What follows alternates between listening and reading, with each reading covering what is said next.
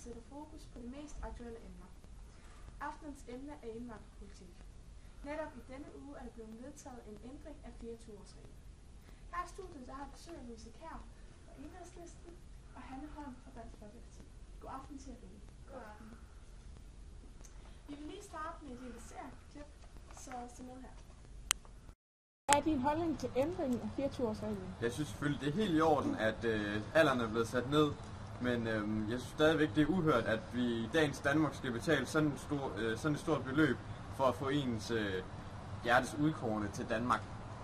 Så min holdning er, at vi burde sætte gebyret ned, men alderen er fin. Aldersgrænsen er fin. Ja. Jeg har haft en personlig oplevelse, der er blevet berørt af 24-årsreglen. Ja, jeg var for nylig i Thailand, og der mødte jeg en rigtig sød pige, som jeg gerne ville have giftes med, men fordi jeg ikke har råd til at få hende ligesom indført i Danmark, så kunne det så ikke lade sig gøre. Så nu er jeg tilbage i Danmark og skal fortsætte mine studier, og hun er i Thailand og er i gang med at koge ris. Tak for det.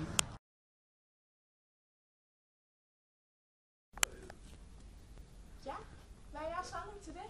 Vi starter med dig, Hanne Holm fra Dansk Folkeparti.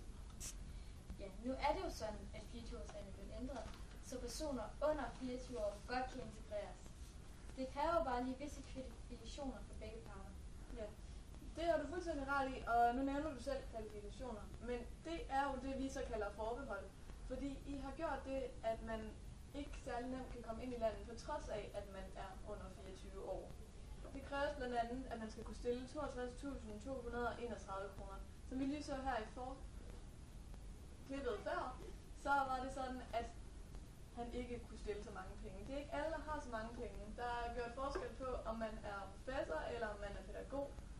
I ønsker helt klart, at det er de højtuddannede, der kommer ind i landet. Hvor vi ønsker, at der ikke skal være nogen forskel på, hvem man er. Det er kærligheden, der tæller, og ikke pengepungen.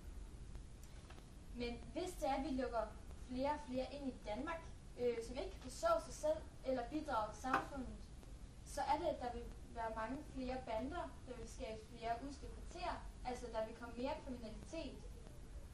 Hvis vi først begynder at lukke flere og flere ind udefra, så får flere udefra lyst til at tage til Danmark og nasse på vores samfund. Lige nu deler I bosteder ud til indvandrere. Nej, vi deler ikke bosteder ud til indvandrere. Det ved du lige så godt som jeg. Det vi gør, det er, at vi giver dem en mulighed for... I har bosteder, hvor indvandrere har bosat sig i mere end 6 år uden at betale det mindste.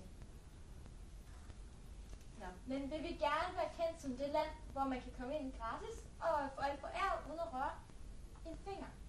Ja. Hvis det er tilfældet, så skal rådet regeringen i hvert fald fortsætte på den måde, de gør.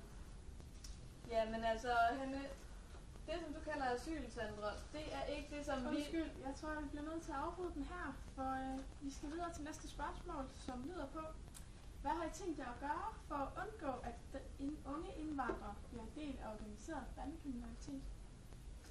Vi starter igen med dig, Hanne, skal det ikke det? Jo, det synes jeg. Jo, vi vil gøre det ulovligt at være med i en bande.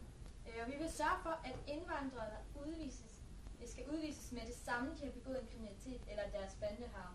Også selvom de kan få en straf før. På den måde vil indvandrere begynde at se, at Danmark er et seriøst land, hvor vi ikke tolererer, at kriminalitet og ting som sådan noget. Og vi mener bestemt, at det at udvise dem, det vil få dem til at tage os i Danmark seriøst, og det vil formindske kriminaliteten drastisk. Jamen Hanne, du ved jo lige så godt som mig, at vi kan ikke undgå, at der dannes bander. Det er klart, at der dannes bander her i landet, når I ikke kommer med nogle tilbud til dem. For eksempel har de ikke nok fritidstilbud. De kan ikke få, ja, jeg siger fritidstilbud. Det er jo klart. Der er ingen mulighed. Og så har de intet job, de kan få, og der er sådan, at de bliver stået sammen i ghettoer. Altså, der er ingen hjælp at hente fra jeres side. Hvad kan de gøre? Vi vil selvfølgelig prøve at komme med nogle idéer, og vi vil effektivisere indsatsen.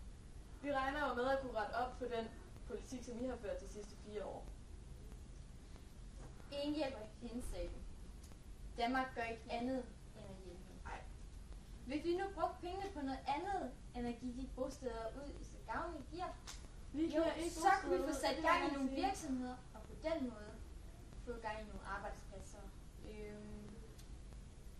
bruger ca. 20-25 milliarder kroner hvert år.